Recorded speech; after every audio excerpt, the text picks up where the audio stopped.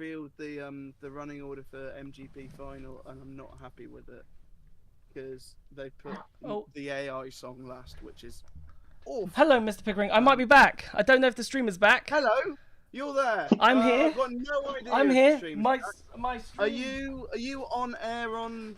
It says end stream, so I don't know if the stream has come back. I don't It's know not if on. the stream has No, come back. I haven't. Maybe if I end it and restart it. I know it's saying. Oh, Wait, sir. Formula E Zone live. There's a live stream. There's a live stream. There's a live stream. Oh, internet. You gotta love live issues, right? There's nothing I could have done. Nothing I could have done. Let me just put. I'll put the link in the Discord for people. Yeah. All right. Well, if you are, you're live, by the way. Yeah, that's if fine. you are live. Yeah. Right, we may be back, we may not be back. My internet just absolutely, I don't know. Hang on, I'll delete my one. Sorry, continue, chat. Sorry. I have no idea if we are live. So if we are live, someone say hello in chat, and if someone can just bear with me. Apologies for the slight delay, but we'll take that as our break, if that is the case. Oh, is this take two? Fantastic. Is this take two? Well, I can break out the side of it. We're gonna need it by the end of tonight, everyone. Yes. So fingers crossed that doesn't happen again. It's you again. Don't drink until take two. Still looking right. Chris, let's go back to the start. Hopefully this works. Of the beauty of being live. Diriyah, what did you make of it? It was better than Mexico. I still said, well, as I said before, the stream cut off. I still think Gen 3 doesn't quite work, but I said that in Mexico, so I'm not going to repeat what I said. I thought it's interesting in terms of the championship because I still don't quite, even though obviously Cassidy's in the lead by 19 points and he's been the most consistent and he does deserve to be in the lead, don't get me wrong. I still think like Evans and Dennis have just more raw pace than him. I still don't quite think he's at the raw pace of Dennis or Evans. Cassidy, not the raw pace. To be fair, Dennis was quick, right? And Evans is quick. Like what? Like they're both super quick. But like, so you're saying that Nick Cassidy, even though he's proven he's quick, I should say, but you think Dennis and Evans if Dennis and Evans are at the top of their game, they beat Cassidy. Oh yeah, yeah, I'm pretty confident on that. Even if you look at the season, you'd say up until the semi-final duels, Evans was quicker than Cassidy in Mexico. In Diriyah, he was on for a podium Evans until he messed up against Fern. And then obviously the third race didn't go for him. And obviously Dennis was out and stormed the first Diriyah race, and then Andretti had no pace in the third one. Cassidy's been consistent. You've got to reward him, give him credit for it. But like the championship's far from. It's far from over. So, what's your thoughts on the racing itself at the moment? Because obviously, Diriyah is quite renowned for overtaking, right? It's quite renowned for overtaking, and in the past, but we didn't see much. I know it was a motor race. What we saw was a motor race, but it felt very F1 to me, right? It felt very F1, like we didn't know if there was a pass. A bit like when I was watching Daytona, you were on the edge of your seat thinking something might happen. But in the back of your mind, because you knew it was a street track, you kind of knew nothing was going to happen. And we kind of saw that across both days. What were your opinions on that? I think it tells everything that Verline couldn't get past Dennis Truss in the last lap in Diriyah when he had much more energy. And then also he struggled to get past Seti Camera in the first race. As again with more energy, I think. And the other thing, attack mode is a disadvantage now rather than an advantage, which is. Yeah, we're going to talk about that later. What do you make on attack mode? I mean, it's still there and needed as a tactical thing, because if there was an attack mode, it would just be these three races would have just been no overtakes. But it is a disadvantage to have attack mode now than an advantage, which seems weird. It seems weird to have more power but not be able to use it. We were going to talk about attack mode after the first break in terms of like, is it is it a good look now that it's kind of a hindrance and the teams kind of want to get rid of it before, rather than using it as a strategy? And I thought it was kind of interesting in the race, especially, when Vern took it early, and even on the second day, Roland took it early, but then Cassidy on both days went longer, and he benefited massively from that. And I was surprised maybe no one copied him in the second race to try and do the overcut, because he ended up doing it again on Saturday, and that's effectively what got him the win. But in terms of go on. I think it's track position that was the most important thing. Like, going into attack mode early, in theory, you should be quicker and then catch back up, but it just hasn't worked like that at all. And I'd say in the Gen 3 era. The reason for Cassidy went wrong was because he had more pace in front of Roland in the second race.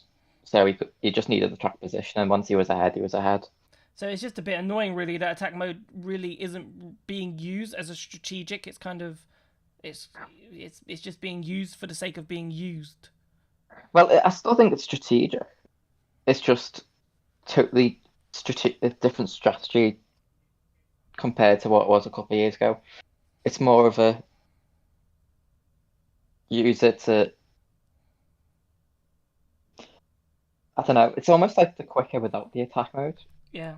So, no, I get that, and especially at the moment with the Peloton style racing, attack mode, they aren't charging back through the field, right? Which isn't great, and obviously we want them to charge through the field. I suppose only final thought was, I suppose on asking, I want to know your opinion on the red flag in qualifying race 2. Do you think that should have been a red flag? Do you think they should have carried on, or do you and allowed everyone to finish their laps, or do you think the FIA was right to throw the red flag? I want your opinion on that. Well, he was the last one across the line, wasn't he? So you could very easily say he could have just been done under a yellow flag. But at the same time, it was still a part of the track where they're tight. So even if on slow laps, you can't take into account what could happen. Even if they're going slow, you can say, oh yeah, they won't crash, but you never know, and you can't take the risk, I think, personally. Perfect. Chris, thank you so much for coming on. We're going to go and get someone else in. Let's grab Adam. Let's grab Adam in. We'll talk to Adam next. Adam, you're live on the FE bar. How are you? I'm doing good. How are you guys? I'm very good. We're very well. Thank you very much. Yeah. What was your thoughts on Diriyah? Talk to us. What was your thoughts on Diriyah? Well, first of all, it's an honor to be on with you guys, and I know you're going to have our good friend Joshua Birch on in a little bit, and props to Josh, since not only he did double hitter for Diriyah, also he did the Rolex 24 Hours at Daytona. Yeah, we did. Yeah, it was amazing. Sports car racing. And Jack G, you were part of the coverage as well. Yeah, I came you were on for 10 on minutes. for about an hour or two, and I will say, race 2 was, well, I went with Nick Cassidy to win, and actually Nick Cassidy is my choice to win the world championship. So, the way he's looking so far in that Jaguar, I mean, he has an overall strong lead. So, I know it's early, and I know we have a break right now because we head to São Paulo, Brazil, but I think it's Nick Cassidy's championship to lose right now. He and his teammate Mitch Evans in those Jaguars, obviously they come from New Zealand, and New Zealand is well known for producing outstanding talent, like about Scott McLaughlin in the NTT IndyCar Series, Shane Van Gisbergen, who used to compete in the Repco Supercar Series, and now he's over here in the United States competing in NASCAR this year. So there's something in the water down there about those Kiwi drivers. It is amazing how New Zealand produced such an array of talent, right? And you've listed off so many, and you got Brendan Hartley, who was in Daytona as well, yes. in F1. Yes. It's amazing how New Zealand do so well. And Scott Dixon as well, who has won multiple NTT IndyCar Series championships. So I don't know. I mean, Nick Cassidy has looked strong, so far.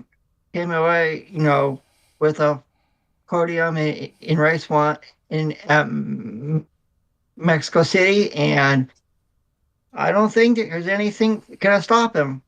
But I So know it's early. yeah, I know it's early. So in the interview, I know it was popping in and out, but he said that he was worried about a bad day, and obviously we've seen with Cassidy that bad days can happen. If we go to Rome, where Evans obviously took him out of the race, and then London when fighting for a championship, and then Buemi takes him out.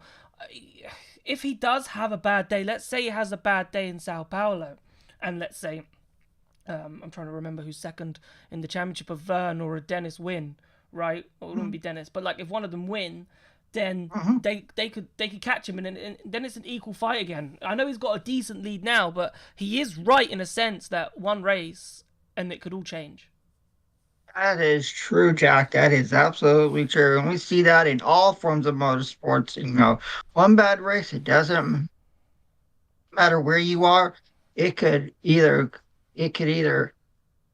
make your season or it can break your season. So right now, Nick Cassidy looks like the driver to beat, and Team Jaguar looks like the team to beat in the manufacturer in the team championship as well.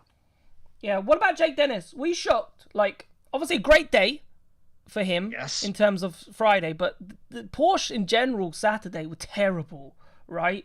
Yes. Were you shocked? Yes. Were you shocked at how different it was waking up? We all probably thought, right, Jake Dennis again. Can Pascal Wehrlein qualifying well this time? But we watched Saturday and it was completely different. Nissan were just brilliant, and really put the cat amongst the pigeons, I think is the correct term. Like, were you surprised on just how different Saturday's race was to Friday? Yes, I was. When Nick Cassidy got the lead, I thought he was going to be passed within the last couple laps. To me, that lead wasn't safe, but he found a way to keep it, and we all know how hard it is to pass at Diriyah. So, um, props to Nick Cassidy for containing that lead. We go on out of the Straits of São Paulo, Brazil, and not on the road course we all know at Interlagos. Yeah, and then I suppose finally from me, Adam, in terms of we think Nick Cassidy for champion at the moment. Is there anyone else that do you think the Nissans and that lot? Do you think they can be the dark horses? Do you think people like Roland, Sasha Fenestraz, who maybe slightly a bit disappointed, or even the McLarens? Could we see Jake Hughes or Samper didn't win last season? Do you think if those Nissans can push forward, that we might see like a Nissan effectively win a race?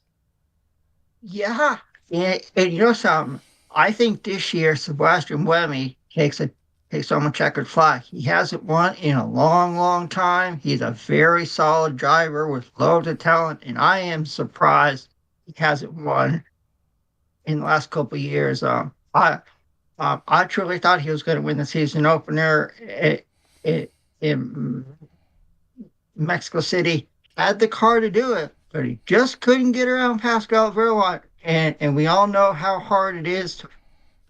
And we all know about Autodrome Hermanos Rodriguez, especially the last corner.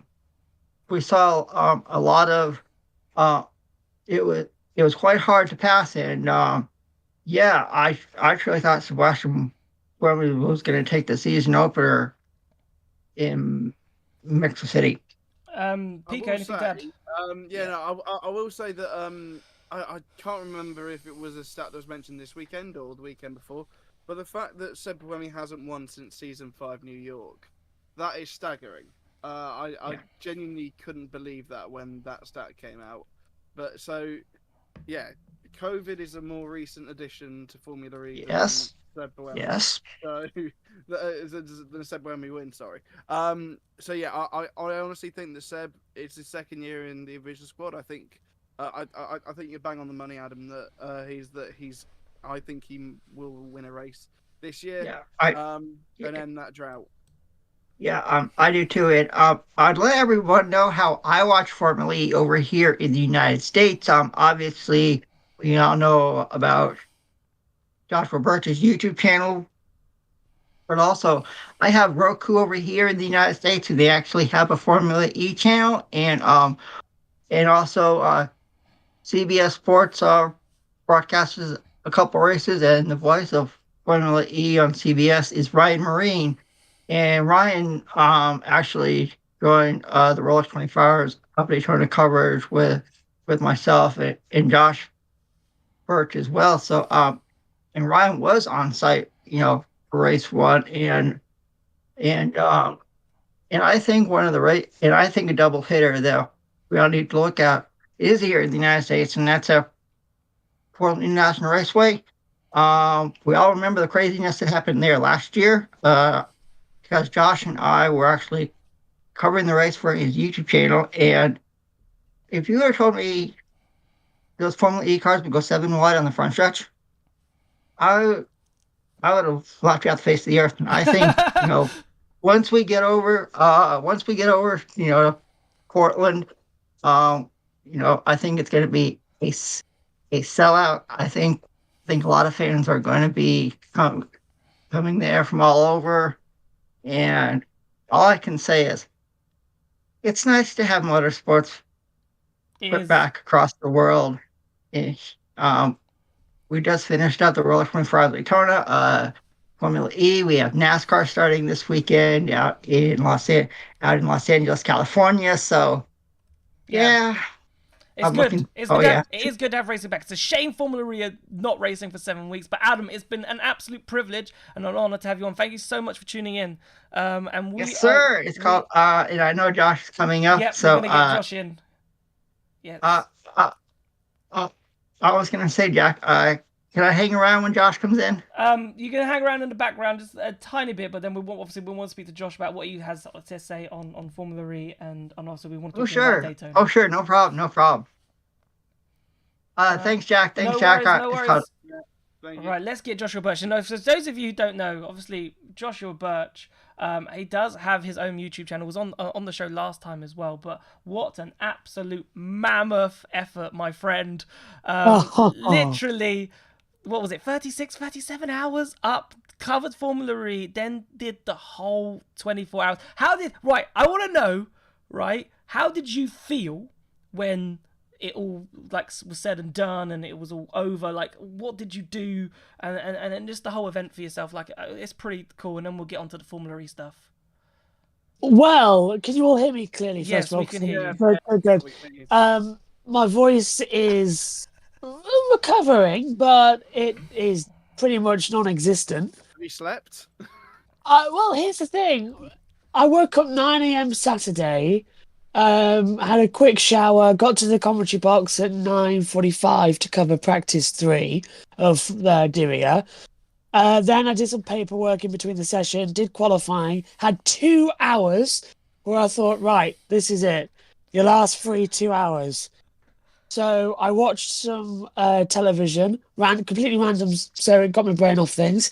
Had some food, bathroom break and everything else. And then I went to the commentary box half an hour before we were on air for Formula E, did the race, went straight over to 24 hours, and basically never took my headphones off for around about 26 hours. It's mad. I can hear it in your voice as well. You can hear it in your voice that it's croaky, my friend. It's really bad, and right. You want to know what it's like when it was over? I took my headphones off, and I'd found out that both of my ears are blistered on the inside from the broken ear cups. The back of my legs, my calves, were really aching because I stand in the commentary box. I was dizzy, and I had a bit of a blocked nose, and my voice was gone. But I felt very much awake and alert. I felt like I could have kept going. Wow. But Jack, you said go and have a shower and everything. I went in the bath, and I was laid in the bath, and it hit me like a ton of lorries. I can imagine. I didn't go to sleep until 2 a.m. Oh my god! So you literally were up, close to 36, 37 hours. That is unreal, Yeah. my friend. Unreal. But let's talk Formula E. What did you make of Diriyah anyway? Like, as I said earlier, that Diriyah is one of those races where, I was after Mexico, I was a bit disappointed, right? That, okay, the race wasn't great, but I thought, okay, we're going to Diriyah, right? Diriyah's great for overtaking, right? But I know it was a motor race. What we watched was a motor race. Good old-fashioned motor race, not much overtaking, really hard to overtake. But that's not Formula E for me. For me, Formula E is about lots of overtaking, but energy management passes. And I just thought we got none of that in Diriyah. We didn't, and the first race with Jake Dennis, everybody was saying, oh, how impressive was he that he won the race with the second biggest winning margin in Formula E history. What was it, about 12, 13 seconds? And I thought to myself, yeah, that's just Formula E's world feed hyping it up massively, because what we actually had was an embarrassment, because we had the top three for the majority of the race in a locked battle, which I thought was really entertaining. And then we had both Mitch Evans having to back off because he had to save energy, and then Jean-Eric Vergne back off to have to save energy at different points in the race, which meant Jake Dennis, who was in third place when them two were saving energy originally, was saving energy when they were battling, so that he could just then go and take off at the front when the other two struggled. And then we had Evans 3 times locking up at the first corner. The rear regen was a bit faulty, wasn't it? The tyres were then shot, so he couldn't get a good braking strategy into that first corner, so he then nearly took it off the field. We had Jaguar trying to commit Harry Carey and failing because they wanted... Cassidy was... I don't know. Cassidy was weird because in Mexico, he was moaning with Evans about the fact that, we've got to work as a team, and then Evans was like, I want to be ahead. Cassidy says, I want to be ahead. Then in race one in Diriyah, he was like, okay, let me use the attack mode, then Evans can have the podium and I'll defend. I thought, well, that's weird at this point in the season. And then on the other side, Evans was saying, like, guys, you're not helping me. You're not helping me. You're not talking to me. And then Evans decides, okay, I'll go for it myself then. Sacrifices the podium because he won second. Loses out and goes down to fifth. And Cassidy sails through the third. By accident, once again, Cassidy has ended up leading the championship. It's really funny. And then you got Dennis winning dominantly. Which I thought, yeah, he got a good overtake and he controlled the race well, but he got luck by the 13 seconds. He had Vergne in second, just looking around, going like, "Was I just attacked? What's going on?" And then Saturday's race, everybody was like, Dario Franchitti as well, and Karun Chandok, and everyone in the commentary was saying, "This is going to be flat out. You don't need to energy save anymore."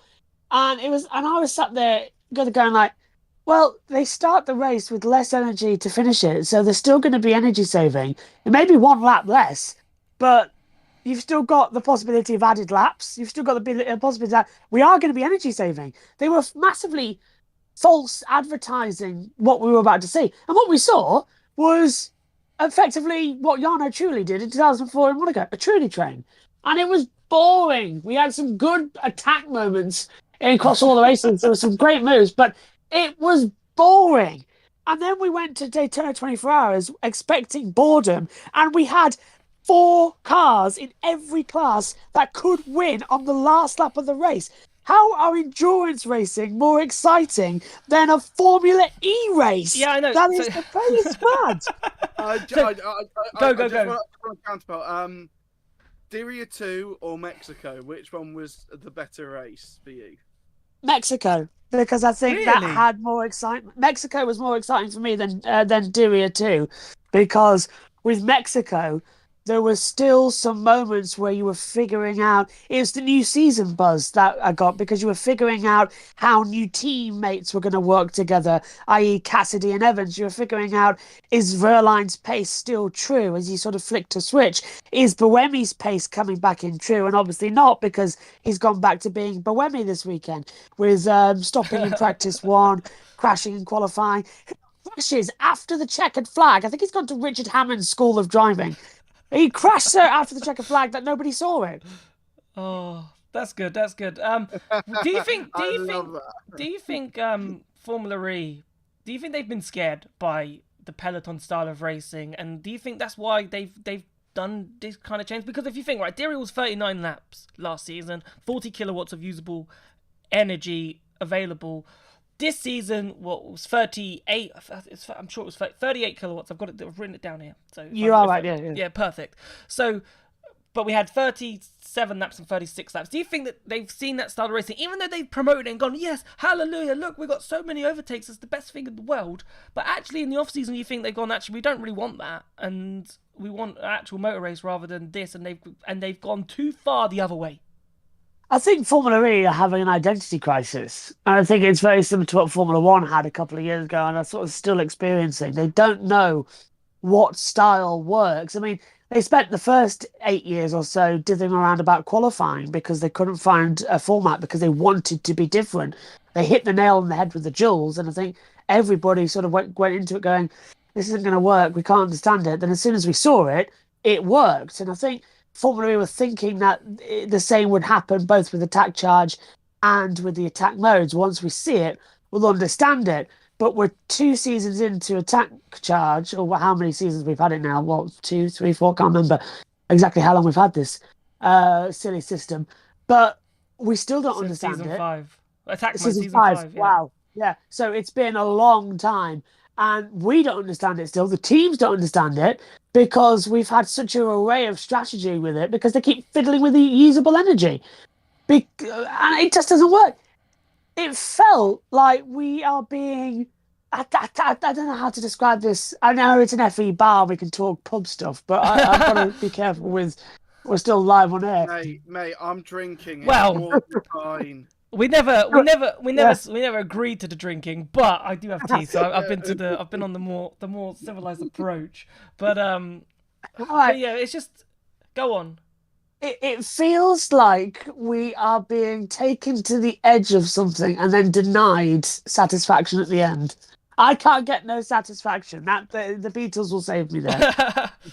Because it feels like we're being taken to the brink and then shot very much hard in the chest with dull racing. It annoys me so much. It's very like of Mice and Men, like George leading Lenny to the pool to shoot in the back of the head. Yeah, just look at the Mice flowers. and Men. You're giving me high school vibes now. Like I remember doing Mice and Men at high school. Yeah. Did you guys do Mice and Men at high school? I did. Who did Mice in chat? I've lost chat with the technical issues that I had with losing internet. If you did Mice and Men, if you studied Mice and Men at school, please put it in chat. Spoiler alert. Spoiler alert. It's a great book though. Great book. Good film. Good film. Just ruined it. Maybe ruined it. Yeah. But if you've heard of Mice, you must have heard of Mice and Men. But all right.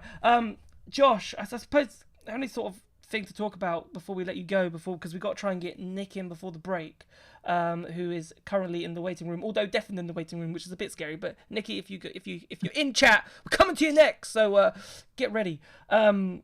But Josh, I suppose, as I said, I know your voice is breaking. In terms of the rest of the season, I know Cassidy said like you're waiting for a bad day, which can easily happen. Do you think this is a chance for Cassidy now to go on and to get a bit of a march and do what Pascal Wehrlein should have done maybe last season and get a bit gap, or do you think his skepticism of being worried that a bad day is due is the right mindset for him to be in? I think he's being a realist, which is what I think I've always taken from Nick Cassidy. He's enjoying the success of what he's got now, and as I said earlier, it does feel like he's looked into 2 of the 3 podium events he's had. He looked into Mexico as well because everyone was energy saving and Buemi was sort of drifting back, and Evans didn't fight him in the end because he got a team order. Race 2, he looked into it because Evans decided he wanted to become Jean-Luc Verne's new playmate by dive bombing down the inside. Got rejected, though, harder.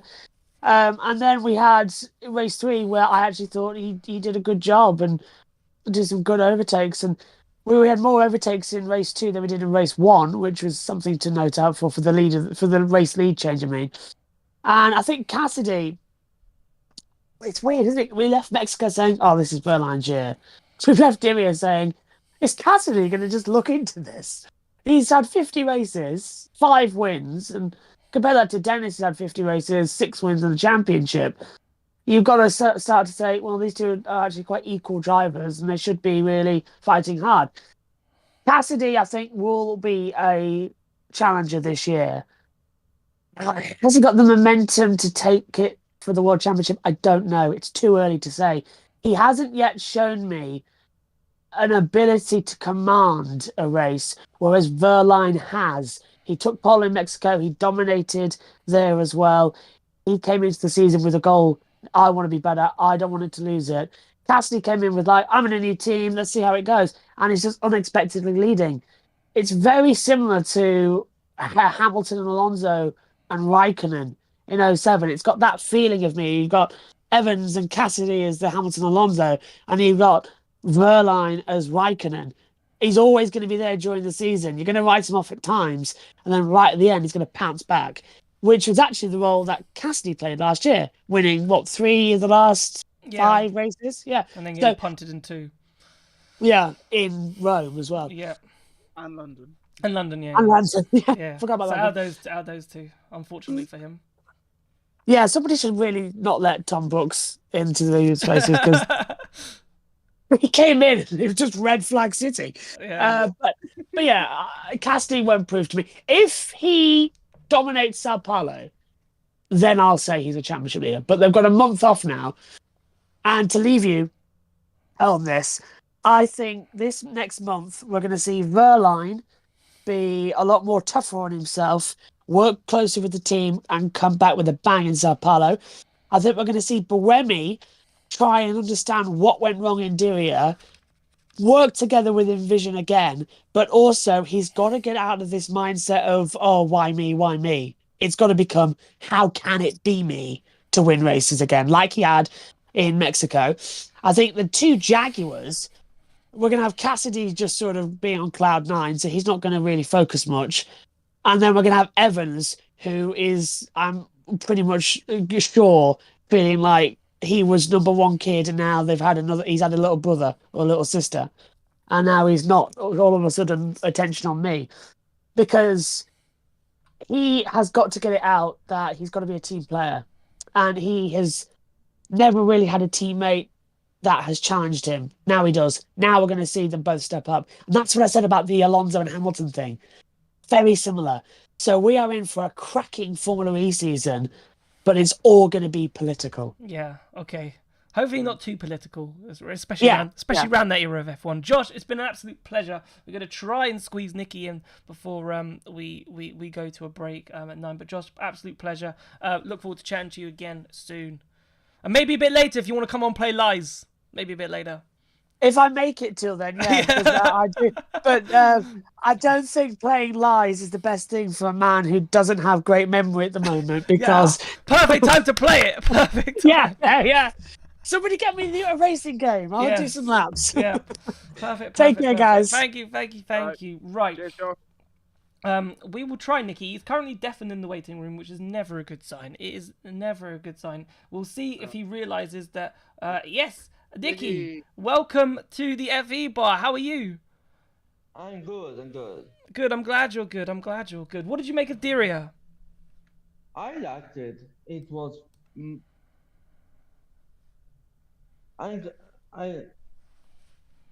Shit. Oh, careful. 2 times, sorry. You okay? We can hear you loud and clear now. Try not to swear. Sorry. Off you go. How was Diriyah? I liked it. I liked Diriyah 2 better.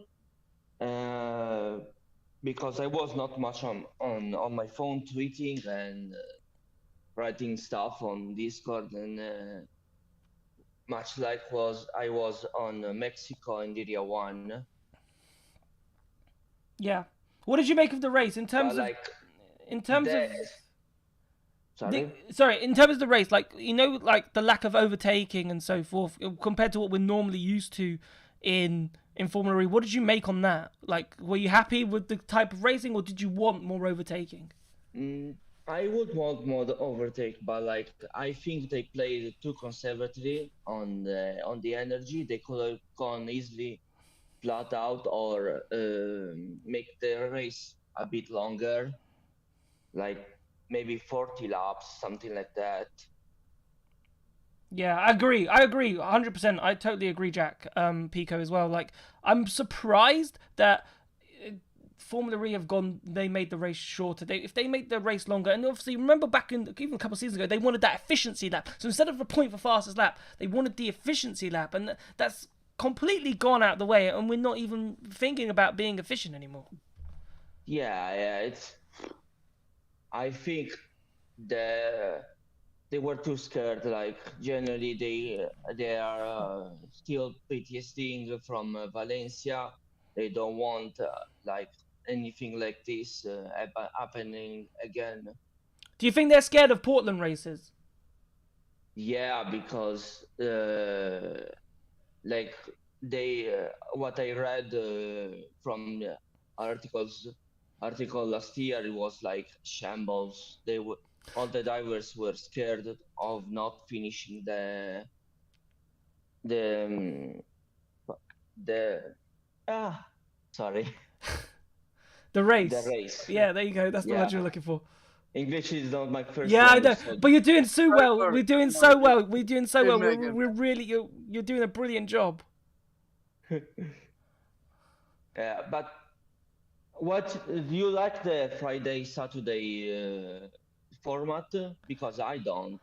I think that divides debate because obviously, like Formula E, Pico, maybe you can come in on this as well and talk about this in terms of it's not great for the rest of the world. Like everyone else is at work, so then trying to squeeze in and watch a race isn't great. And obviously, but then for Formula One, they race on the Sunday, so why can't they do it for Formula E? But go on, Pico, what do you want to say? They're not. They're racing on the Saturday this year. Okay. In Formula One, the first two races are going to be on the Saturday in Bahrain and in Saudi Arabia, and that's purely because the Arabic weekend is Friday Saturday, and so when we go to Saudi Arabia, we respect the Arabic weekend, and we race on Friday and Saturday. And that's purely the reason. I mean, it's not ideal for the rest of the world.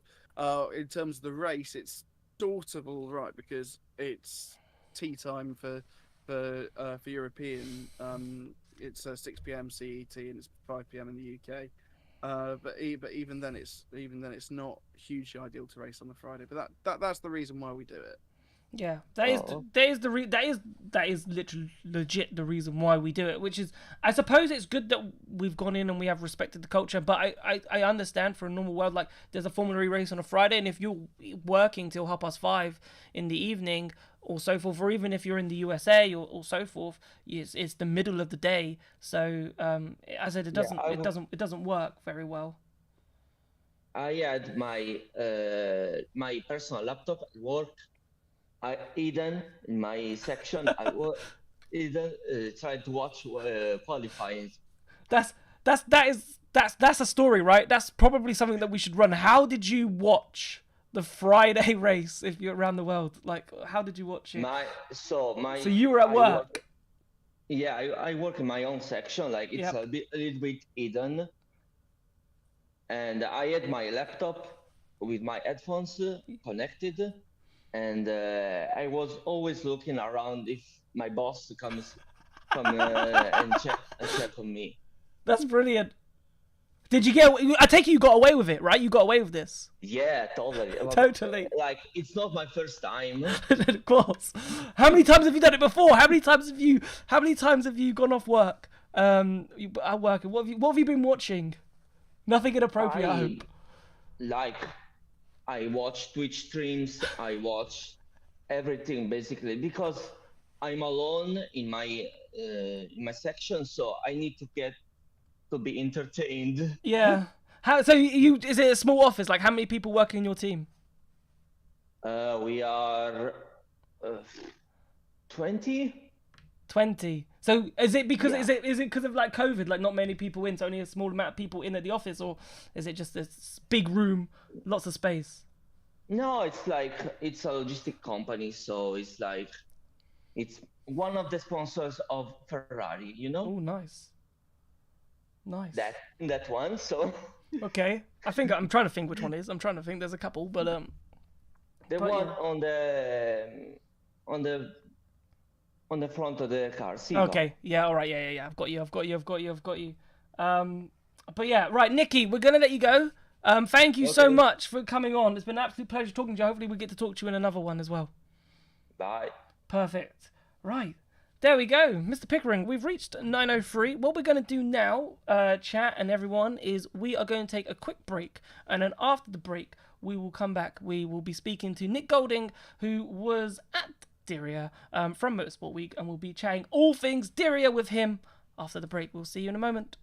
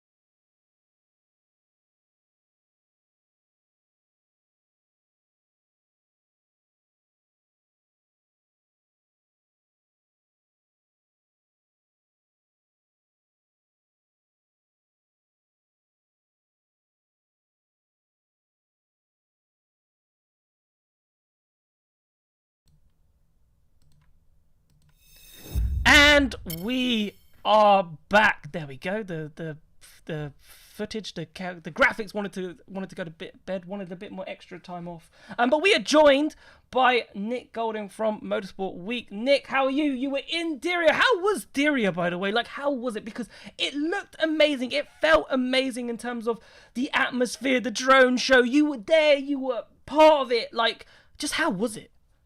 Hello, boys. Thank you for having me on once again. It was an experience, to say the least. Look, I'm not here to talk politics. That's not my vibe. I want to talk about the FE. And it was, I think it can't be argued that Saudi Arabia, they know how to put on a show. The event, it was my first ever race actually outside of the UK. Because previously I've only done London. It was just on a whole different level.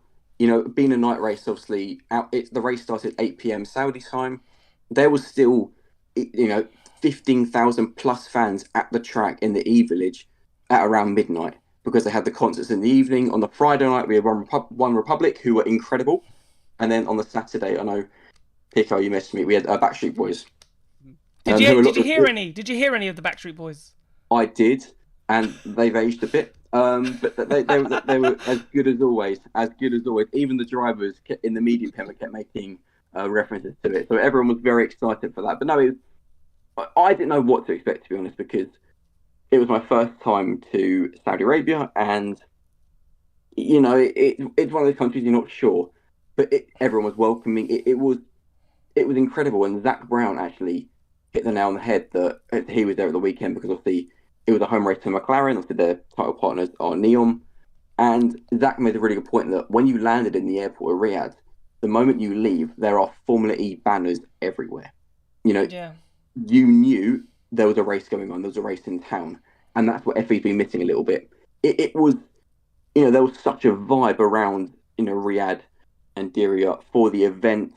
It was just, the traffic was chaos. It was, and the drone show, I don't have to say anything for that. I've never experienced anything quite like that. The grid was packed with people. We had celebs, we had some footballers from this country. Oh, who was there? Who was there? No Karim Benzema, no Neymar. No, I know they're this country, but... No, there was... Laporte was there, okay. Man City's. And then, interestingly, in the hotel, I went down to the lobby because I was waiting for John Jackson from TalkSport.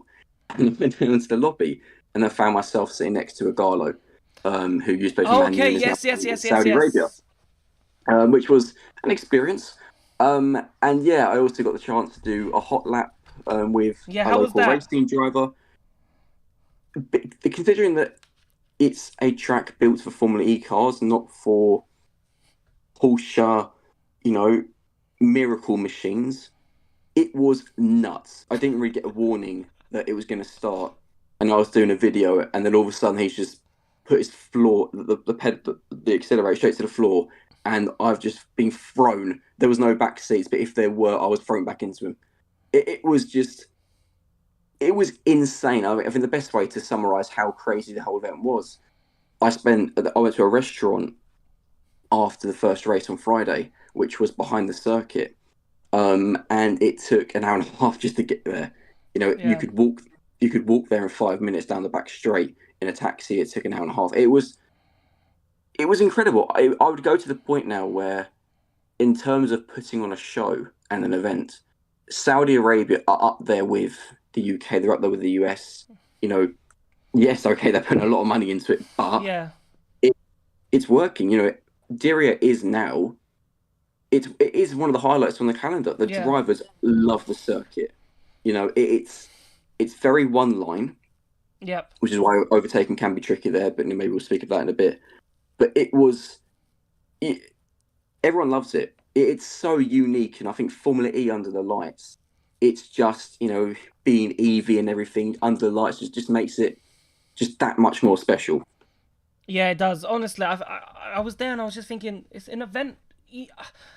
I think culturally, like, I'm not saying that you would never have gone to Saudi Arabia before, right? But I feel like they've made Saudi Arabia much more like an open place and somewhere like I've left this weekend from watching TV thinking I want to go, right? And I want to go and see what all the fuss is about, and see what a Formula E event or even an F1 event in Saudi Arabia is like. Because I must admit it looked like an absolute great time. But we'll start talking about the racing a little bit, because as much as Diriyah might become one of the best FE races on the calendar, I know the track's great, because driving it on many games, you can feel why it's such a good track.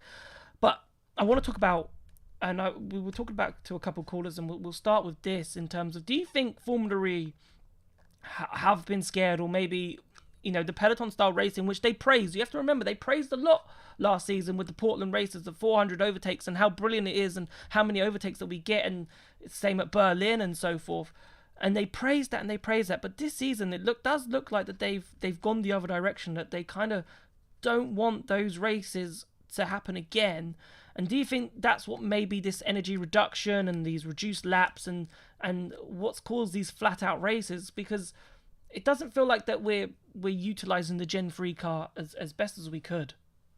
Right, I can address this perfectly because I've asked enough drivers this last weekend.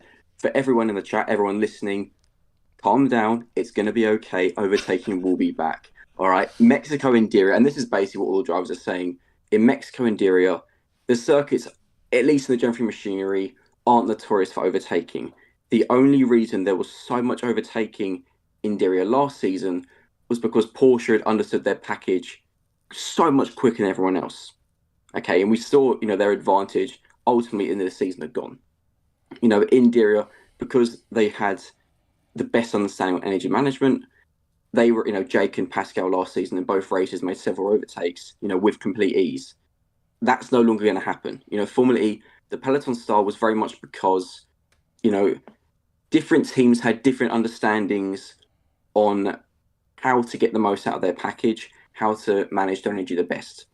Okay, they've now got, 12 months of understanding behind them. The racing is going to change. Okay, we saw that in Mexico, but Mexico is a difficult one to overtake at because of the altitude. All right, whereas in Diriyah, because, and again, the one thing I will say, and it was, a unanimous opinion in the paddock amongst the drivers, the race wasn't long enough. It was the amount of, being dropped down to 38.5 wasn't actually too big an issue, because the bigger problem is number of laps. Yeah. Because obviously we had on the Friday, I thought Friday was quite a good race, to be honest. To be honest, I thought even Saturday wasn't awful. I thought Saturday was okay. There was storylines, It was still tactical. There was, and obviously if you check out obviously your guy Schultz, you can obviously see Nick Cassidy's reaction to in the press conference, finding out it shows how clicked on he was. The fact he only found out in the press conference that the Saturday's race was a lap shorter. A lot of them are saying that they wanted basically the races to be 3 laps longer, because what having the longer races will do is, the only reason we saw so much overtaking last season is because of the regen. Yeah. So, at some point during the race, some cars were, as Pascal said it to me, sailing. So basically, they weren't on the accelerator. They were basically just lifting. They were sailing. Yeah, which is why you then saw so many overtakes. At a place like Diriyah, and because the laps were reduced, it wasn't quite flat out, but it wasn't far off. You saw Roland. He, when he dropped down to third, he fell 3-4 seconds behind Robin Frijns in the second race. That was interesting, because I was wondering when that was happening, and you're like, sure. And then it was kind of clear from the team radios with Frijns and Cassidy where they were over consuming. They were flat out, because obviously I was like, Roland 6 seconds. I was like, it's a 2-horse race. I was like, unless they're just going hell for leather, which clearly they were, because Cassidy then and both of them started under consuming, and then Roland was catching at a second a lap. So Nick and Jake both followed. Obviously, Nick saw what happened with Jake, and it worked perfectly. They both followed the same strategy, which was take your attack mode. If you're in if the top 3 are in a close battle, take your attack mode last. Once you're then in front, and also we saw, Cassidy was third, got to the lead when Ollie and Robin took their first attack mode, and then for a few laps push like mad. I was going to swear all a long day. Push like crazy. Okay, because what he did, he built the gap, same way Jake did, takes his attack mode, stays in the lead. From then, once you're in the lead, you could just defend, because really there's only one overtaking place, and that's down into turn 18. Yeah. it's very much a qualifying track, and that's why qualifying was so exciting. It's then a case of, for the rest of the season, again, what everyone was saying is, people are saying, oh, the racing's become boring and this and that. It's because it's a style of circuit. When you get to Sao Paulo, we saw last year there was loads of overtaking, and it's Tokyo being a new circuit. It's going to be crazy because it's a new circuit. Nobody knows what to expect. We then go to the likes of Berlin, Misano, Monaco, Shanghai, Portland, where there's going to be overtakes. So really, the only time now where we're going to see qualifying being more important than the race is London, unfortunately. But London also does throw up some things with the weather because, let's be honest, it's going to rain in July again. Yes, so always does. it's very much. Is it scary though? Because you're talking about overtaking now. Now there was this constant debate about Formula E, street circuits, and normal racing circuits, and what you've named there, half of them, obviously Misano, Portland, Shanghai. Berlin's a bit of, it's like a circuit, but even though it's not a street circuit, it's kind of like a circuit. They're all circuits, whereas Formula E should be on street circuits. So we go to a street circuit in Diriyah, we go to a street circuit in London, Monaco as well, potentially. And I mean, we might not see these overtakes. So if we were racing in a street circuit sort of era, a bit more than probably that we have at the moment, would we have more of these issues of lack of overtakes and lack of regen? No, because it doesn't really matter if it's a street. Obviously, when it's a normal circuit, it's naturally a bit more flowing, which is why the drivers can carry more speed, which is why they'll see more overtakes, because sailing has to happen because there's less regen.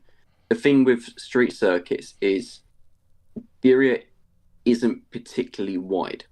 Yeah. So, and it's quite a fast street circuit as well. The bobsled run. Yep. It's quick. There's no braking. Really, the only braking points are turn 18, the final corner, and then turn 1. That's literally it. The rest of the time, they're not using the brakes. It's all. If we go to Tokyo, for example, and let's say, even though it's a street track, and if it's wide, it'll be fine. It's very much, it just depends on the location. I think Formula E can make, if we were to go back to just only street tracks, we could make it work. But actually, I had a really interesting conversation with Jeff Dodds, who's the relatively new CEO of Formula E, and actually he quite likes the mix because it means that one race isn't going to be the same. One race won't be the same. We're going to have a mix of events. Some races are going to be, like we've seen, where qualifying is be more important than the race.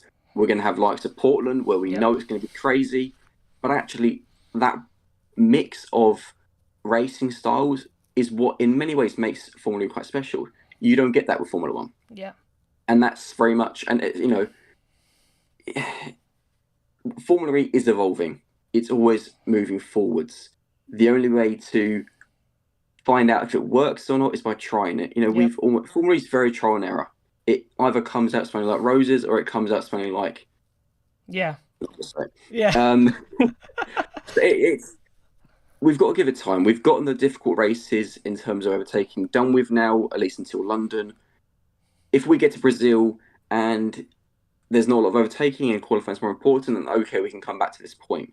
I think people just need to calm down a little bit. Right. We're all going to be okay. We're going to be okay. Right. In Nick we trust, everyone. In Nick we trust. In Nick we trust. Right. I want to talk Nissan. I want to talk Nissan, right? Because it was a bit of a resurgence there, and I suppose throughout Friday there was glimpses. Right. Roland was quick in one of the practice sessions. There was glimpses from Nissan. Well, we've all been talking about DS being that difference, but were you surprised with Oliver Rowland and Nissan? Because obviously McLaren with Jake Hughes and Sam Birdie had a good race on Friday.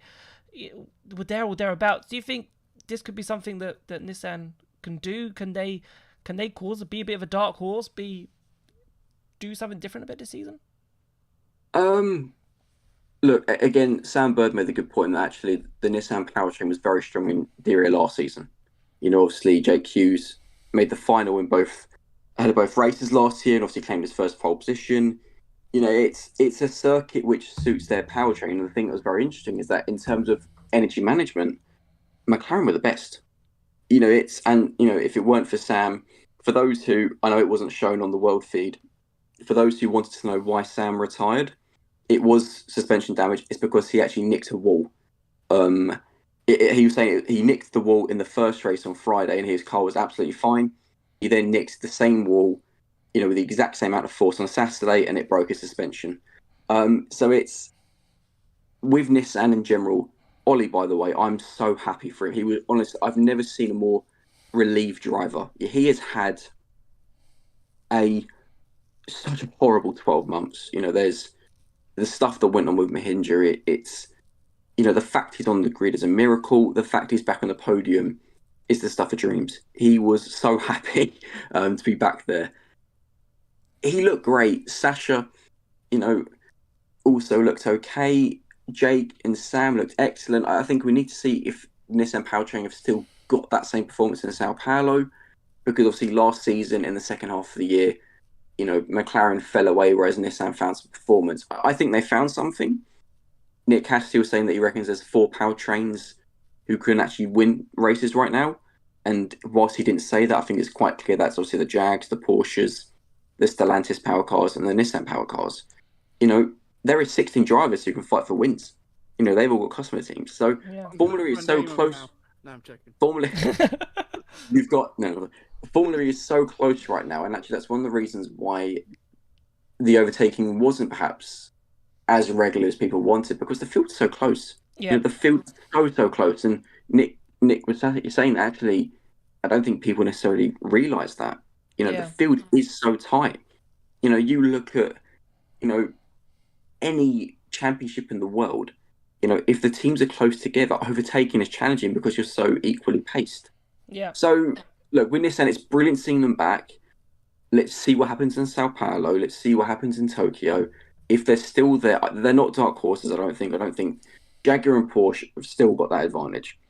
Okay, yes, Porsche had a pretty poor weekend in Diriyah with the exception of Jake's win.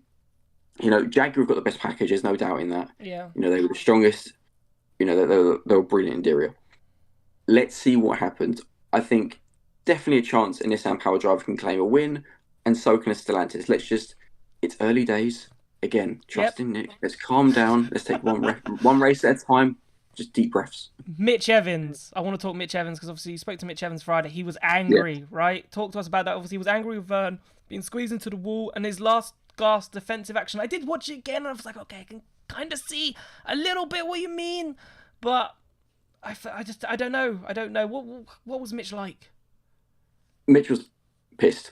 I don't think does that count as swearing, or am I okay? We'll let you off. Okay, I apologise, but I take it back. Might not be able to short it though. Okay, so if we want this for sure, I'll restart.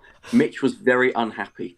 He wasn't happy, and I actually think rightly so. If it, the Diriyah attack mode, it's asking for those kind of incidents. We've seen, very similar happen before. When I spoke to Mitch, he was very much saying how the drivers have almost a bit of a code where, the driver that's exiting the attack mode, because it's on the racing line, they get the right of way, basically. And it's the person who's on the inside, which in this case was Jev, has to back off. And that's always been the case. Jev's not the kind of driver who's going to back off when he's fighting for podiums, something he's rarely did last season. So, obviously, it was noted, it wasn't really looked at. I think it probably should have been a penalty. There's no doubting Mitch was pushed into the wall. However, when you then asked Jev, he said that Mitch should have given him a bit more room, which I don't quite get how Mitch had nowhere else to go. So, Mitch was blaming Jev, Jev was blaming Mitch. For me, I think it probably should have been a penalty. But, there was contact made, and how Mitch didn't get damaged, I think, is a miracle. And then in terms of on the last lap, you could see he moved, Jev moves twice under braking. You just can't do that.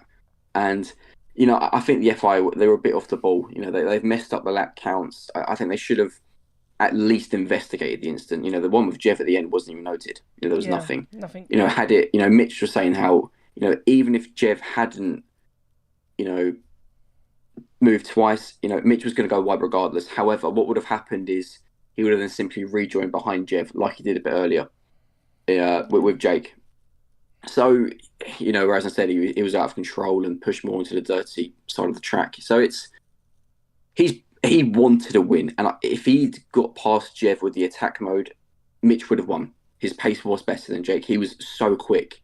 The reason why he then struggled so much on the Saturday, and I can't say too much yet, something was fitted to his car which shouldn't have been, Okay. and something quite serious. He didn't go into details. What basically that is what caused him to struggle in qualifying and then to have a poor race. So it's frustrating for him, obviously, because Nick's doing so well. Yeah. I'm not buying the whole, and I think, I'm not buying the whole rivalry, the whole feud. I think it's only because, we know this because, we speak to them quite a lot. They're best friends. Yeah. They are really, really good mates. And they were congratulating. Mitch was full of, speaking really highly of Nick all weekend. There's not going to be, yeah, of course they might come together or something. They might have a bit of a feud, but they're not going to be like Lewis and Max. Yeah. Or Lewis and Nico. That's not going to, that's a better one. There you go. But that's not going to happen. So Mitch is still going to be a title contender. He's got the pace. He would be higher up, but actually, he didn't have good starts to the season last year. He's actually started this season better. So he's making progress. With Mitch and Jev, and the incident there, and I'm not sure if you guys can remember because my memory is a little bit faulty, but I'm trying to think back to Puebla when we did the one time that we didn't go to Mexico City, and the attack mode was on like another part of the circuit, and it rejoined. Yes. I know that Bird was put in. I think Bird was put in the wall. It was, but I can't think who did it though. But I can't remember who did it or whether they got a penalty.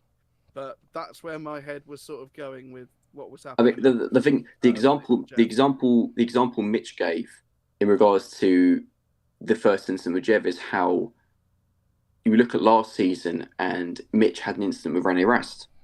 And Mitch didn't actually get, I think they just had to come in together at the same corner. Mitch didn't get the position, but he still got a 5-second time penalty. And that was less than what happened with Jev. It was noted, and then it was ignored. It really wasn't looked at. So I think, and he went as far as saying that he's never had trust in the stewards. So that's but a lot of Formula E drivers have not had trust in the stewards. That's unfortunately, unfortunately, and I've seen it's in a way it's actually a bit of a growing issue now because the lap count is just not right. It wasn't right in Mexico. Do you think they'll fix that? Do you think they'll fix that for Sao Paulo? Yeah. Do you think we'll fix that? I asked Pascal, is there anything that you guys can do to, can you say to them that we need more laps because to improve the racing? And Pascal, whilst they can't tell them what to do, they can advise. They're going to change it. I think we'll see it again. We'll see what happens in Sao Paulo. It's interesting that it's not only the laps they're reducing, but also the amount of power available, energy available. So it's interesting that I don't quite know what they're doing. I think, again, it's too early to really judge because Mexico and Diriyah aren't tracks born for incredible racing because that's just not the circuit characteristics. Like I said, similar with Nissan, let's see what happens in Sao Paulo. Let's all stay calm for the next 7 weeks. It's going to be forever, but it's fine. We can overcome it. And if it's bad in Sao Paulo, then we can panic. But at least we've then got Tokyo to look forward to. Yeah, Tokyo will be amazing. I feel like that should be a night race. Go on, Pico. On the lap count is that, and I know that we don't like comparing ourselves to F1, but F1 have it's 305 kilometers is the race distance, and the only time that they go under that is for Monaco, and I think Monza's the only time that they go excessively over that, and they go up to like 330 kilometers in the race. I think that Formula E should mandate a 100-kilometer race limit because all these races have just been like just shy. Like Diriyah would have been like 41 laps, which I think would have been enough. More interesting. Mexico would have been like 39 laps or something like that. Yeah. And I feel that they need to mandate, say, right, races are going to be this long, and then when attack charge comes in, whack another 20 kilometers on it just to make it worthwhile or something. When attack charge comes in, I think it's the next 6 to 8 years. I think it's difficult to say, putting a specific distance because I think it's very circuit specific. Because Monaco is the exception to that rule, isn't it, in Formula One? It is. In Diriyah, we only needed really 2 or 3 more laps. Whereas Mexico could have been maybe possibly 4 more. It's very much. Also, at the same time, they've capped the amount of usable power. Like we know Yeah. the batteries go up to 57 Yeah. kilowatts or something. Why not just give them a little bit more power, but extend the limit? Yeah, to the it's as well. Yeah, It's just to it's interject really very weird. quickly, because It's capable. So yeah. just to interject very quickly, and we'll talk. I really like Rene's message in chat where he says, "Bring back the race at home challenge for the 7 weeks." That we've got to be something to talk about. Although race at home challenge, I suppose. Just not for Daniel Lapp. Just not Daniel Lapp. Don't get him involved. He can commentate maybe. But yeah, if you don't know the infamous story about Daniel Lapp and the race at home challenge, there is a video on the Formula E Zone channel somewhere. Look, I'm even giving you plugs now. Look at With this. Daniel Lapp. Yeah, it's brilliant, isn't it? It's brilliant. I'm a dream guest. Oh, he's the dream guest. He's a dream guy, isn't he? yeah, I suppose the lovely. last thing we'll talk about before we go to our final break, and then we'll start thinking about playing lives, which Dick, obviously, you're more than welcome to come into. But last thing we'll talk about, I want to talk about ERT, Sergio Sette Camara, and Jehan Daruvula. Yes. Great day first for Sette Camara, and I suppose the energy efficiencies probably hampered him in both races, but the lack of overtaking helped him get that ninth. And Jehan Daruvula, luck maybe for getting into duels, but brilliant lap to be fifth fastest. And then, okay, it didn't go his way, but I think a real confidence booster for him. I'll start with the EIT. I think I was so happy for Sergio because he had a horror he's a horror show in season 9, let's be honest. And he was quick in Diriyah. He got through to the semi-finals on merit. We know the ERT, its energy management is shocking. And that's, there's only so much they can do. So when we go to the likes of, when we go to the purpose-built circuits where there's going to be a lot of overtaking, they're going to really, really struggle.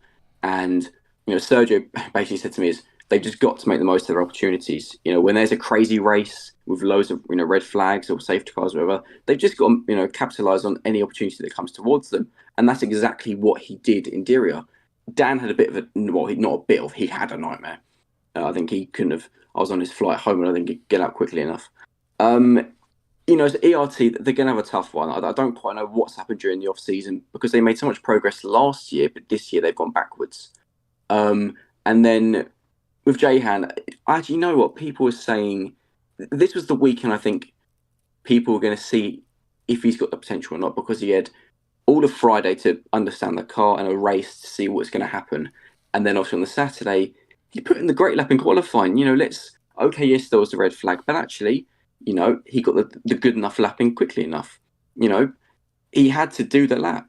He still had to put in that time to get into the top 4. Yep. It would have been a close call, to be honest. Even if everyone had finished their laps, it would have been a close call because he had good pace. And actually, with Jehan, if he was in, I think one of the other I think he was in Robin Fry. If he had been in, he would have got through. He was the quickest. He was the quickest one, so he would have got through. Yeah. One of them. So actually, his pace was good, and he would have scored a point if it wasn't for his technical problem, which is basically they're not sure what it is, but the regen and the rear of the car just went. So you know what? He's making progress, and I'd love to see him score some points because he deserves it. It's going to be a tough season for him. Formula E is the hardest championship for a rookie, so I think he needs to support the people in the chat to get behind him. No, I 100% agree. Like I didn't want to write him off in the first one because I was like, you can't. But I still believe in Formula E. You can't be a rookie and have Maximilian Gunther fighting for podiums and you're down in 18th. Can't happen. That cost Andre Lotterer his seat last season. And I know Andre Lotterer's not a rookie, but that's going to lose you your seat effectively. So I think for Jehan, I think that was a really good step. And hopefully he can build on that. So now I kind of want him to be in that midfield, 13th, 14th, 10th, get some points, hopefully at some point, and then hopefully keep his seat for next season and move on, because I think that's the only thing I suppose you could potentially ask for. I don't know if you agree with that, Pico. Yeah, I'm happy to give Jehan time. As Nick said, it's the hardest series to be a rookie in, and I mean look at Jake Dennis. He is one of our best assets, and for the first 5 races in his Formula E career, he did absolutely nothing. And he only got points in that Valencia race because everyone else failed to finish. And then you could arguably say that because of the qualifying system, he got pole the next day. But it was from that he was able to start like finding his groove. So like you can't judge Jay Ham this early. No, yeah, and it is very true of Jake Dennis. I was writing him off, and when we got to Berlin, and all of a sudden he was good. Or whenever he was at last end of the season, Valencia, wasn't it? It was Valencia, and then all of a sudden he won, and then all of a sudden he was brilliant. Yeah. But Nick, what we're gonna do is we'll let you go. You can probably come back in a little bit if you would like to. We're gonna play lies, right? So going back to the thing we're gonna try and get as many people in as possible in the last 15 minutes. So please, if you've been on the show already, you can obviously come back. We're gonna try and play a couple of lies, have a couple of goes just to end the show. But Nick, we'll let you go, and we might hear from you back if we don't. Absolute pleasure talking to you, and yeah, fingers crossed that you're there for Sao Paulo. And if you haven't already, obviously Motorsport Week on there, it's on the stream. That's where Nick will be posting his articles related to Diriyah and any other news, so make sure you check it out, as well as Formula Rezone, but make sure you check Nick out. Or just follow me on X. Yeah, please. follow him on X and X as well. Let's get him up to I chat 1,000 enough followers. waffle on there. I know, it's good though. It's good. What do you mean you know? Just Well, focus. it's just I know waffle, innit? you're It's just, offending me. I Sure, just I'm not like boys. it. I just like it now, and I just love how everyone I'll see you later. tweets. I've had enough. Right. Thank you, boys. No worries. Right. So what we didn't show actually, we didn't show the Jake Dennis interview, and I was really bad, right, in the first one as well, because I spent so much time making a really nice championship standings graphic, which was basically pointless for the first race because it was just basically the top 10. But I've made it this time, so we'll show it. So what we're gonna do now, hopefully the audio works on this. Mr. Pickering, I'm gonna have you to have silent while the video is on, because I think it's running via your thing rather than mine. So make sure. And I will listen to it in 20 seconds. Yeah, so just make sure you're quiet and so forth. We'll listen to Dennis, have a quick say, then we'll jump to a break, and then we will get ready to play live. So jump into the waiting room. So if you want to play lies, jump into the waiting room. Remember, it's a game. Basically, we're gonna. Huh? And if there's anything else you want to say, you can also, it's your chance to say it. But last 15 minutes, jump on, have a go. We've got a question here, so maybe you can start thinking. Maybe actually, I don't want to ruin all the questions. But we did one earlier of like, we did one earlier with how like name the Formula E drivers on the grid this season. All right, I'm talking. Calm down, Mr. Co-host. Calm down. I better get Nick. He's not here anymore, so we'll hide that. But yeah, we'll play the Jake Dennis clip, and just jump into the waiting room if you would like to play. Yeah, an incredible day. Qualifying was super good for us. We didn't expect to be on the second row, and the race we knew we would be strong, but not that strong to be honest. Yeah, just incredible performance by the team and myself to not do any mistakes, take attack mode at the right point, and ultimately get the result we did. Yeah, once we sort of got into the lead, it was very much just be smart with the energy management, and then push when we needed to. And it seemed like every time we needed to push, we were extremely competitive and one of the fastest on the circuit. So yeah, quite an easy race towards the end. Just making sure I didn't make any mistakes was the biggest thing. But yeah, with 13-second margin, it was yeah, a nice, enjoyable final lap. So just to go a bit deeper into how things played out, it was excellently played to make up those two positions, and there was a bit of a question over that first use of attack mode, even the team saying now, you saying no. Was that the call that made the race possible? Yeah, I think that won us the race. I think the call, what they told me to take, I think wouldn't have worked, and then I still would have been P3. So yeah, ultimately ignoring that and then going for another lap paid the difference. And yeah, I think they were happy for me to make that decision. You know, they generally always give me freedom on what to do in the race, and yeah, it paid dividends today. And to get the win for them is always special. Okay, so just before we go to the break, I think one thing that we'll say, it was a bit weird, right? It was a bit weird that, and the Dennis and the Porsche thing, obviously from winning the race first time round to then just the massive drop off that Porsche just had in general was just huge. I didn't expect that. Yeah, apparently it was the worst car Jake Dennis has ever driven, which is just fascinating how it can like. I mean, it's very common song. What a difference a day makes 24 little hours. yeah, it wasn't even that for Jake Dennis. It was more like 18 or something between him winning and him going, that was awful. And he actually liked the fact that there was the red flag at the end of the session for Buemi, because he thinks that he would have just been jumped by everyone else. Yeah, I think that's absolutely fascinating how it can change from one day to the next, and it shows that like you always have to be doing the business in Formula E. And it just didn't work out. And Jake did make his way back up to the points, then got that point taken away from him because of overtaking Mitch under yellow flags. But yeah, which was under attack mode. So people were talking about this. I think it was under attack mode, the overtake. And obviously, if you remember back to season 5, when I think everyone remember when they all crawled around, and I think it was Maximilian Gunther in the BMW decided to season 6. Simsy. Yeah, Simsy. or was it Sims? Right, when he went through, and then everyone who overtook in that point got a penalty. Same situation that happened to Jake there. For why he lost his 2 championship points, because he had fastest lap, which then went to Nick Cassidy, so he got an extra championship point. And talking about the championship points, let's show my little graphic. Hey, the championship driver's title then currently as it stands. So we got Nick Cassidy, right, who's leading the way with 57 points. So there's that 19-point lead to Pascal Wehrlein, who is in second. See, I made the graphic and I forgot who was second earlier. Jean-Eric Verne third on 33. So it is still quite close. Jake Dennis there in the top 4, you could say, Champions League spots, but not in this sport. But 28 points with Mitch Evans on 21. So you can see there that the gap to Mitch Evans and Nick Cassidy already is huge. Maximilian Gunther there on 20. Roman Freins on 19, and then 18 points for Buemi, Roland, and Jake Hughes. How low quality would you like those team logos, please? Oh, it's hard, right? It's hard, right? But just let's have the graphic. Let's just appreciate the graphic, okay? We got there at the end. I forgot to show that graphic in the last one. It's not, but the photo quality is good. It's just because it's squashed into such a small. The photo in the background's quite good. Yeah. The rest of it looks like it was made in 2004. Well, probably was, right? Probably was. But I finally get to show it. I've worked hard on it. But sizing's a bit. But never mind. Right, what we're going to do is we're going to quickly have a small, tiny break. If you want to play lives, we've already got one person in the chat in the waiting room. That's amazing. If we can get another one in, that would be amazing.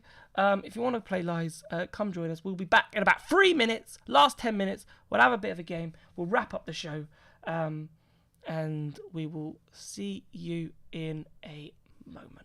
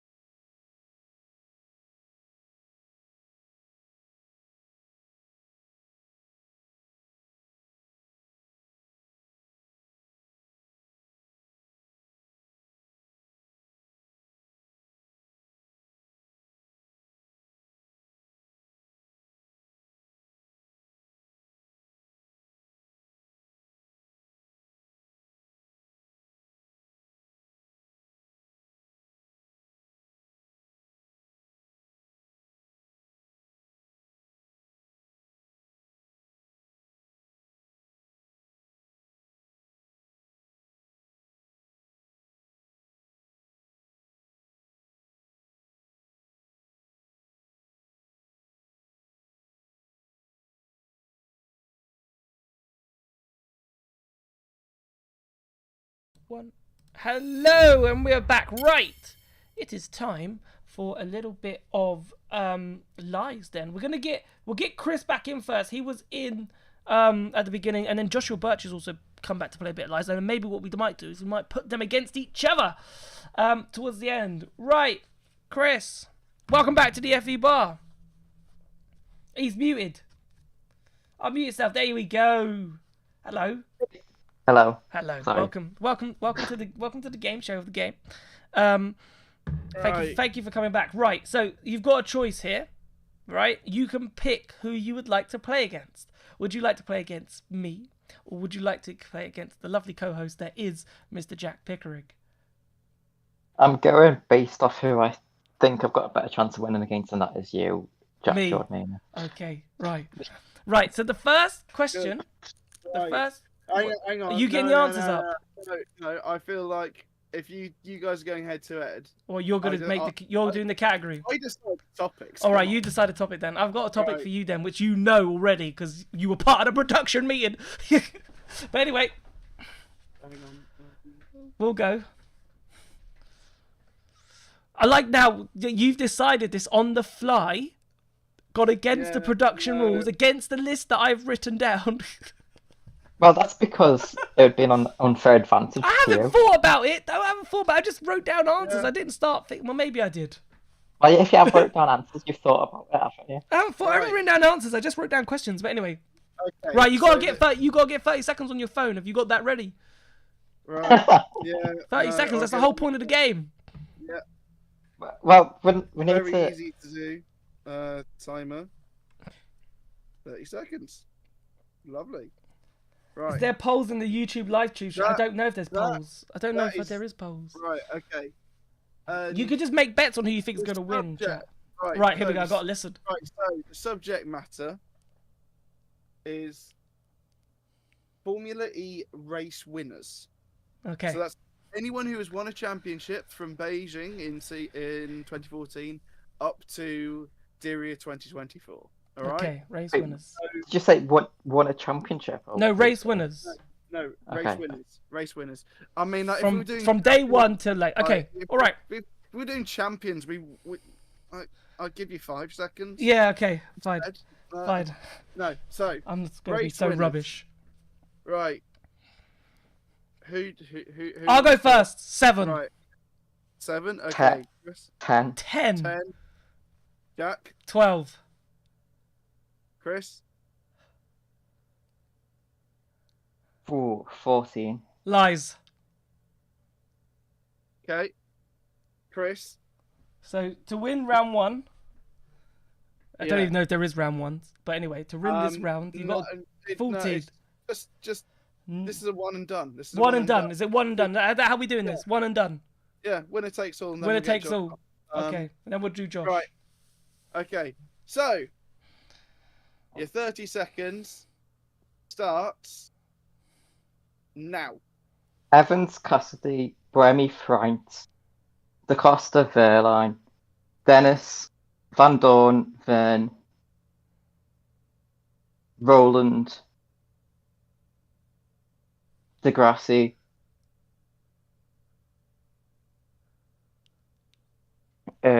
Mortara, Gunter. No. Yes! That's it. You can add Alex Lynn. I don't even know if you said Jake Dennis. Did you say Jake Dennis? Yeah. Oh, Oh, no, yeah. I didn't. Yeah, you didn't say Jake Dennis. Alex Lynn. Who else could you have? Nelson Piquet Jr. I was just going through this grid and I just forgot. Nelson Piquet Jr., Alexander Sims, Felix Rosenquist in chat there from Nikki. That was a good one. Yeah. We could do one with chat. We could do one with chat. We could do one with No, chat. Maybe no. towards the end. No, because they've got. Do you know what? I saw the they've got time. to type I out. saw it go 3 and I was like, oh, God. Yeah. It's Right, the okay. pressure. It's the pressure. Chris, stick around because we're gonna put you up against Josh. Afterwards. Pascal Yeah, Verline. I think you said Pascal Verline. But for the moment, I think that means that Josh is coming up against me. Then, I think. Is that how we're working? Is that how we're doing this? We're making up the rules as we go along. Yeah, because. All right then. You said that you've got one for me. Well, I do, which you've heard. But anyway, We'll do it. Hello, Josh. Welcome back to the FE Bar. I'm assuming Josh has to go up against me unless he does want to go up against you, Jack. Do you want to go up against me, Josh? Josh? He's mute. Oh, Josh? I think he's gone. with his microphone. He's gone. Microphone's not dead. Right. Should I just say what the topic is? Hopefully we can get Josh. If not, we could do one with chat. At the moment, we could do one with chat while we wait to get Josh in. We have a couple of minutes. Yeah, He's gone out. He's come back in. Oh, hang on. Nick's in the waiting room. Oh god, everyone wants to play now. Everyone wants to play. We'll try Josh. Josh, again. let's get Josh. Josh. Josh, can? Do you read me? Hear us? Can we hear you? Oh, that looks like a negatory. That does look like a negatory, unfortunately for Josh. Well, what we'll do is we could do one against chat and see how many chat can type in 30 seconds.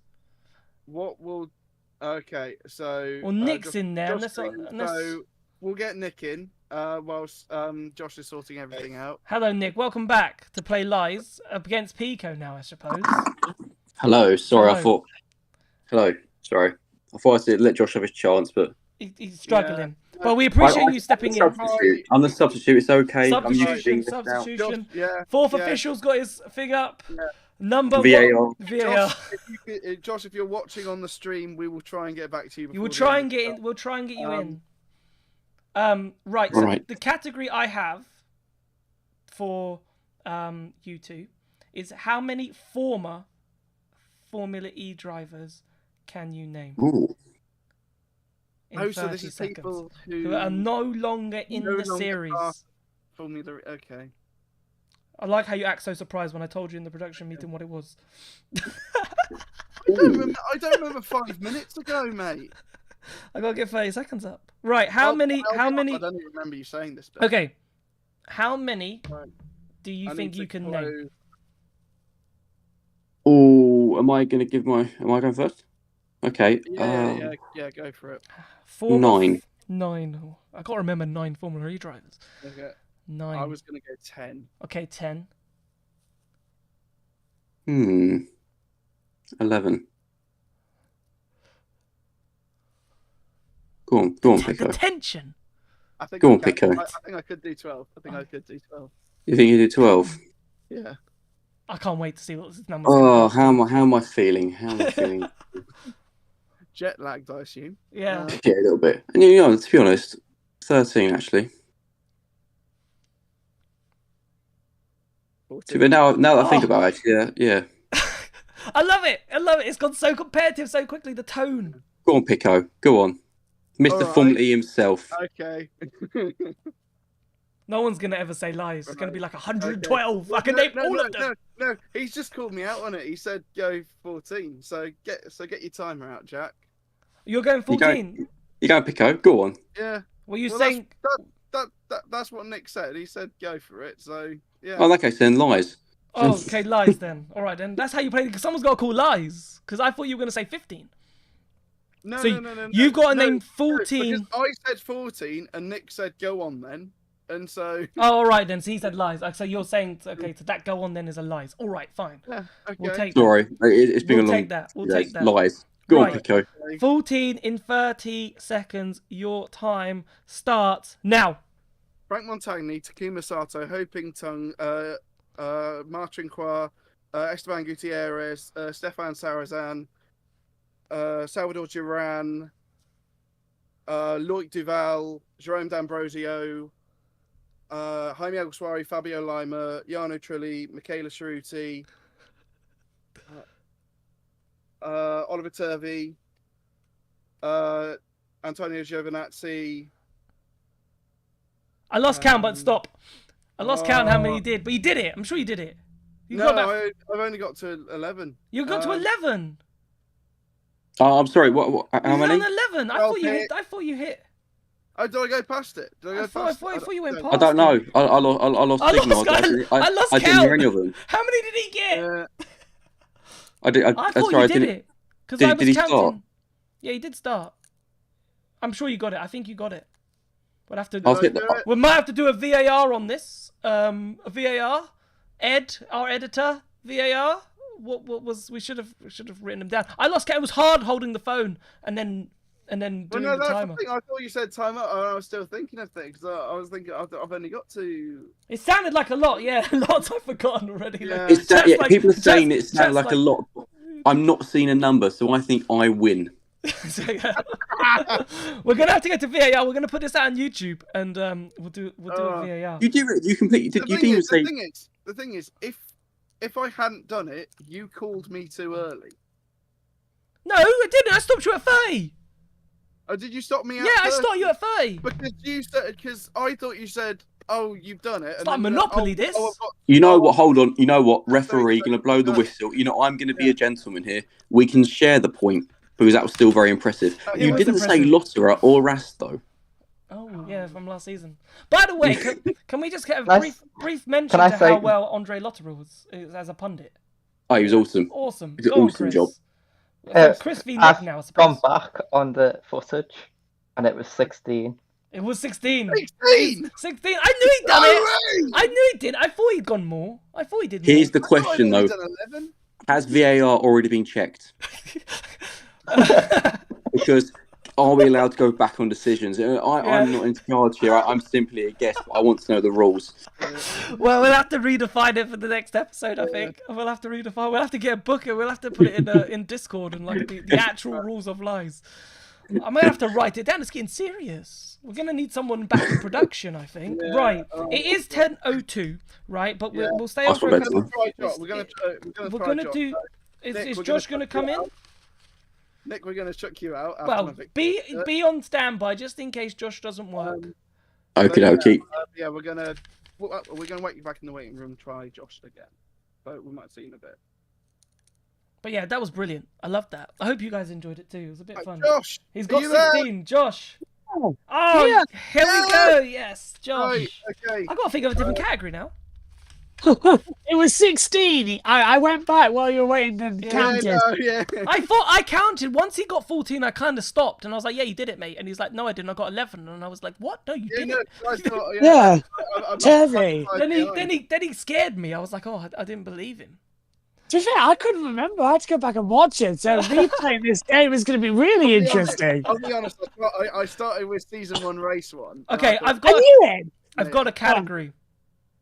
I've got a category. Right, I've got a category, and so this is it's anyone he wants to pick. Anyone he wants to pick. Is it me? Yeah, and then we'll do him and Chris to finish, and then maybe we'll do chat. So chat, stay there because I still would like to do you. And yeah, interesting choice of words. We still like to play, but anyway, before that gets more, it's 10 o'clock. We're going a long time. My category is right.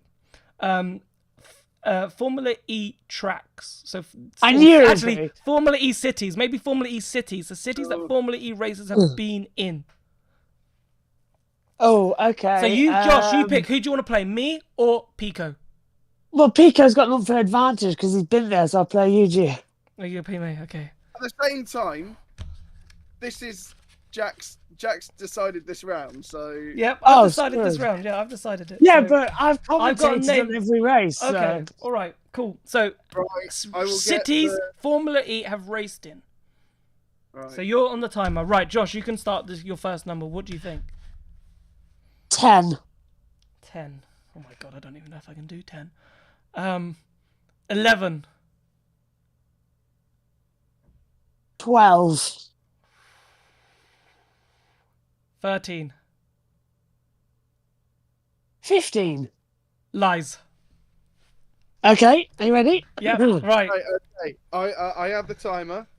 Right, your time starts. Right. Keep your fingers ready. Ow. Hong Kong, Sanya, China, which is in Beijing. Then we go over Putrajaya, Punta del Este, Buenos Aires, London, Sao Paulo. Then we go in as well with New York. Where else do we go? So we're beginning with Portland in Oregon. Taking over as well, we'll go to is it Paris, Mexico City. Maybe he's right. out of time. He's out, right. Mine's 2. I got up to what? 13? 11? I had 11, Oh, 12. I had 12. I had 12. I think you were on 12. I think you were on 12. It's hard, isn't it? It's once hard. you get to it. It's hard when you have to think about it. Sanya, when I was thinking about it, I was like, Punta del Este, Sanya's a good one. Sanya was... Yeah. You're always thinking of the tricky ones that no one else will get. Like, oh, yeah, what's the pointless answer for Sanya? Everyone's going to forget Sanya was in the... Burn was a great... Burn's Yeah. another pointless answer. Burn. No one's saying Burn. Where else? Zurich. Where else is... Burn was Zurich's great, a good to be one. honest. Zurich's a good one. It got quite panicky the more went along, but we've wasted a lot of places. Yeah. Tokyo. We haven't been there yet. What was the other one in Korea? Seoul. Seoul. You were there. I did that one. You were I there. did that one. You were there. Valencia. We forgot Valencia. Yeah, does Valencia count as a city though? I don't know. Of course it's a city. It's a city. I thought it was more of a town. All right, never mind. But it's Formula C's that raced in. I thought you were just saying it was sort of on the outskirts. See, I didn't want to say Mazzano because technically Mazzano isn't the city. Rimini is the city. So and then Rimini is just up to it. So yeah, but it's tricky, isn't it? It's Right. tricky. Monaco. How did we miss Monaco?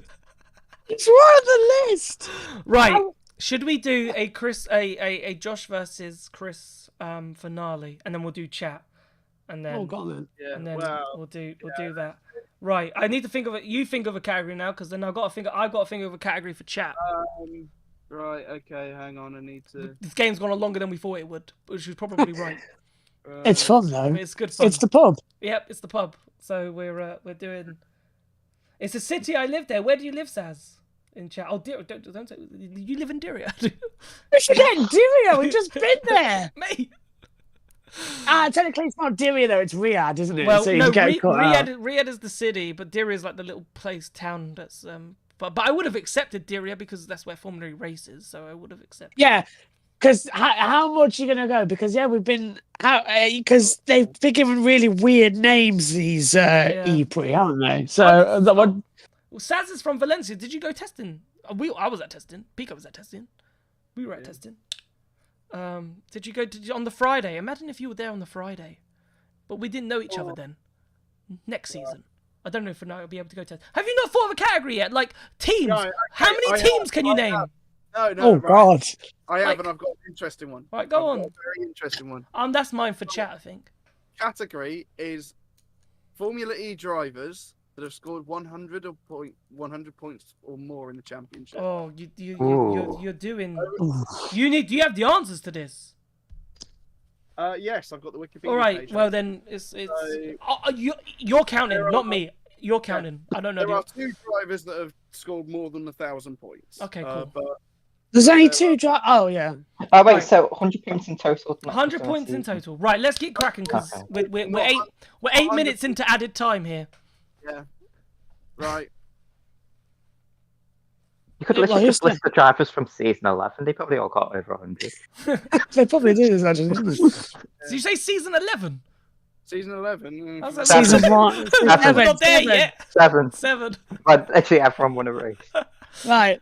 Right. Ready? Right. So Right. yeah, You who's two time? start. You two. All right. Chris, you start. Pick a number. 6. 8. 12. Oh.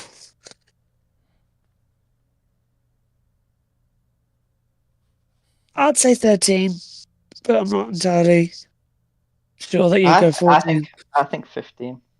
You can say 50. Oh. Lies. Gotta be lies. Go on then.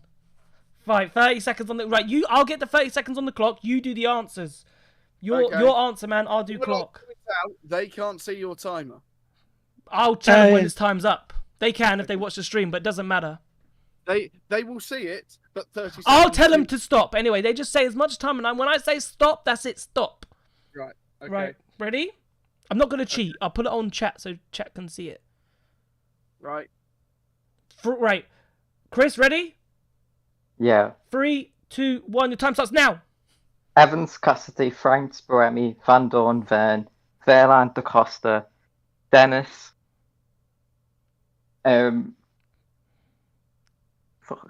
Gunter, Don't swear. Roland. Shit. Don't swear. Sorry. You put me off now. Mutara, Degrassi, Stop! Bird. Oh, I think that's 14. That is 14. Oh, I'm in an R.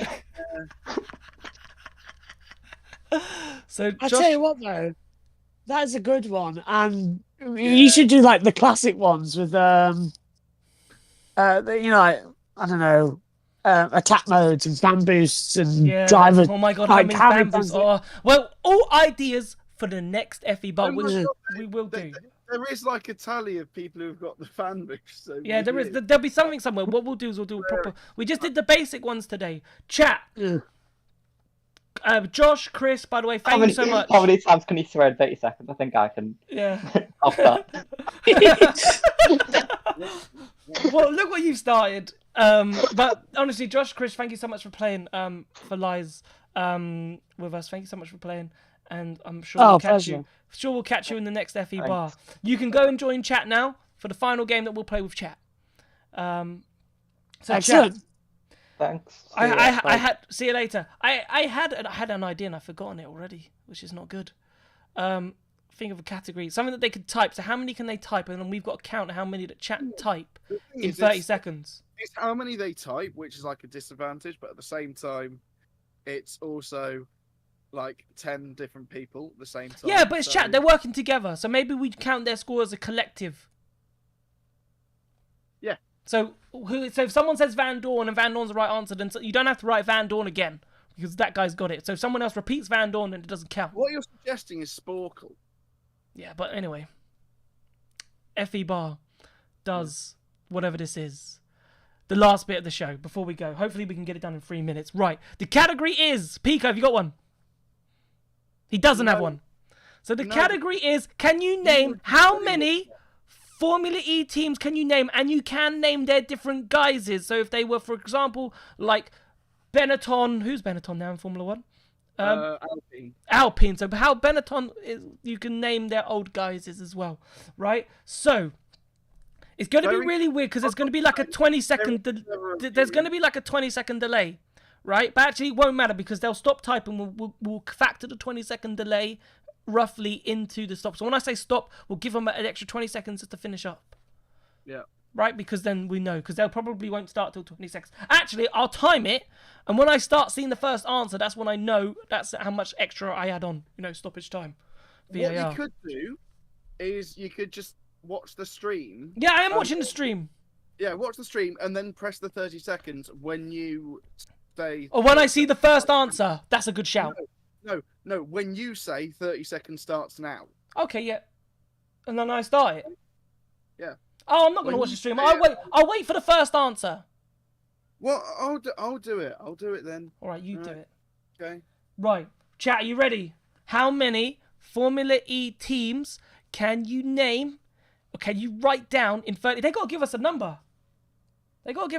Chat, give us a number. How many can you write? Someone put a number down. First person to put a number down wins. Whatever that number is. Chat, you got to beat it. I'll set him a target. No, 20. Done. 20. 20. Okay. They got to write down 20 in 30 seconds. Is there 20 Formula? Well, we don't know. We're going to find out pretty quickly. But Louis may have cost everyone there. Ready? Okay. 3. Everyone, your time starts now.